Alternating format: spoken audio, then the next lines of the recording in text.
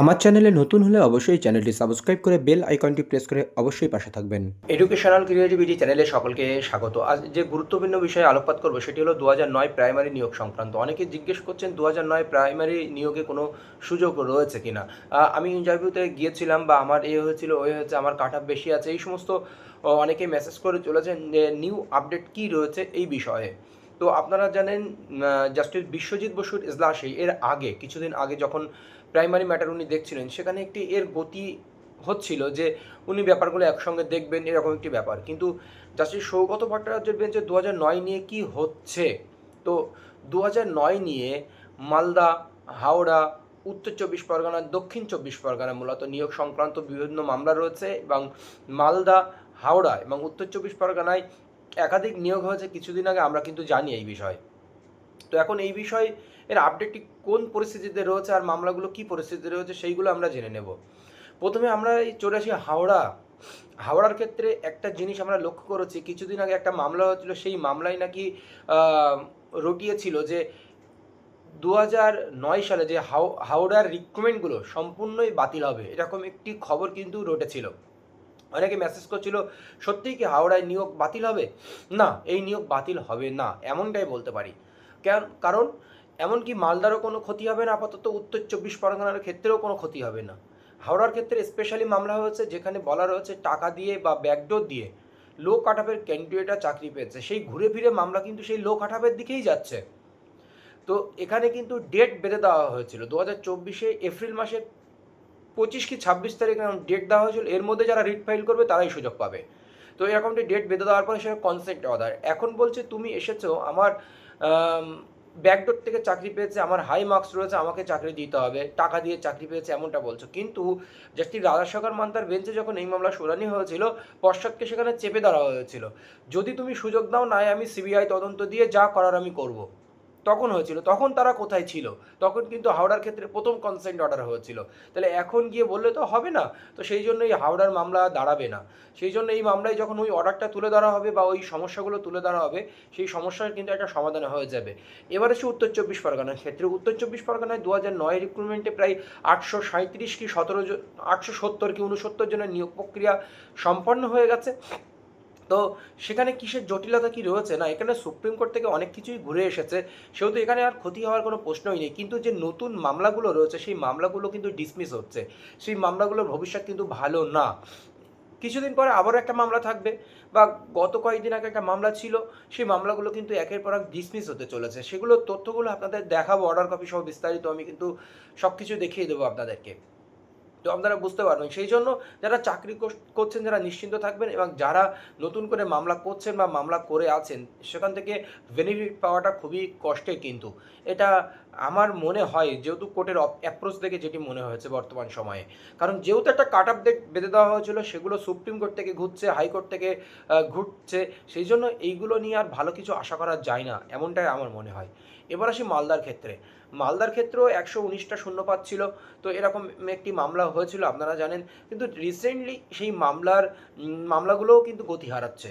তো সেই মামলাগুলো কয়েকটা ডিসমিস হয়েছে, কয়েকটি মামলা এখনও পেন্ডিং রয়েছে, এরকম জায়গায় কিন্তু পরিস্থিতি রয়েছে।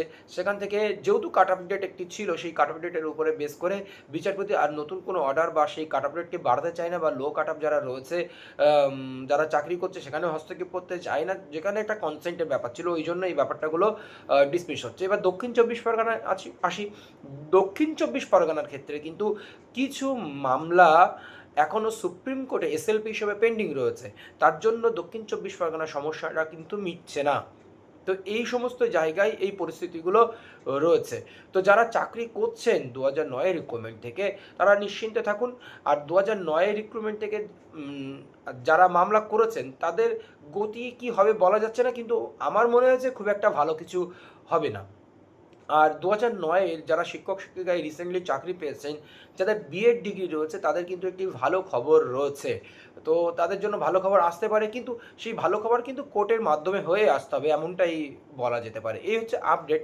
তো কিছু গুরুত্বপূর্ণ তথ্য বা অর্ডার কপি আমরা দেখে নেব প্রমাণস্বরূপ। আমি যে কথাগুলো বললাম সেই কথার ভিত্তিহীন নয়, বা এই কথার মধ্যে কী প্রাসঙ্গিকতা আছে সেটাই আপনাদেরকে আমি দেখাবো। চলুন স্ক্রিনে, চলুন আপনাদেরকে দেখিয়ে দিই কিছু তথ্য।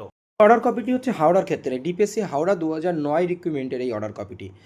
Shakuntala Mallick and others, the state of West Bengal আর others the at the time of call accommodation is paid for on behalf of the petitioners. However, the respondents and District Primary School Council Howrah are represented by learned advocate. List the matter under the hearing motion primary in the monthly combined list of the June 2025. এই motion hearing যেটি রয়েছে 2025 June monthly combined লিস্টে রেখেছেন। বিচারপতি এই মামলাটি গুরুত্বহীন মনে করেছেন। কেন বলবো? কারণ উনি এপ্রিল মাসে এই মামলাটি শুনানি হয়েছিল, আপনারা দেখতে পাচ্ছেন 28/4/2025 এই মামলা শুনানি হয়েছিল। সেই মামলাটি একদম দীর্ঘ লিস্টে রেখেছেন। উনি যদি প্রয়োজন মনে করতেন মে মান্থলি লিস্টে রাখতে পারতেন, উনি ঘুরিয়ে জুনে নিয়ে চলে গেছেন। তো বিচারপতিরা যখন আমরা দেখেছি এর আগের বেঞ্চগুলোতে যখন গুরুত্বহীন মনে করেন মামলা, তখন মান্থলি লিস্ট 1-1.5 মাস 2 মাস পরে রেখে দেয়। তো এখানে জাস্টিস সৌগত ভট্টাচার্যের বেঞ্চে প্রচুর মামলা রয়েছে এবং কি তার মান্থলি লিস্টে 1000টা পর্যন্ত মামলা দেখা যায়। সেই মামলা কবে ধরবে তার কোনো নিশ্চয়তা নেই, প্রথম কথা। আর দ্বিতীয় কথা, জুন পর্যন্ত জাস্টিস সৌগত ভট্টাচার্য প্রাইমারি ম্যাটারে থাকবেন কিনা সেটা নিয়ে সন্দেহ রয়েছে। কারণ প্রাইমারি ম্যাটার ওনার কাছ থেকে চেঞ্জ হয়ে অন্য জায়গায় যেতে পারে, কারণ উনি প্রাইমারি, মাদ্রাসা, হাই স্কুল 3টে ম্যাটারই দেখেছেন। এরকম একটি অ্যাপ্লিকেশন কিন্তু পিটিশনার মানে অ্যাডভোকেটের পক্ষ থেকে করা হয়েছে, কারণ প্রাইমারি মামলার গতি বাড়ছে না, খুবই কম শুনানি হচ্ছে প্রাইমারি মামলা।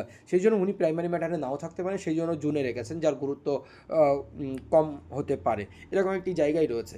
তো এই হচ্ছে হাওড়ার ক্ষেত্রে, কিন্তু নিশ্চিন্ত থাকুন এখান থেকে কিছু হবে না। এর পরেরটাই আমরা যাই, মানে আমরা মালদার, এটি মালদার অর্ডার কপি। সেই মালদার অর্ডার কপিতে কী রয়েছে আমরা দেখে নেব কিন্তু।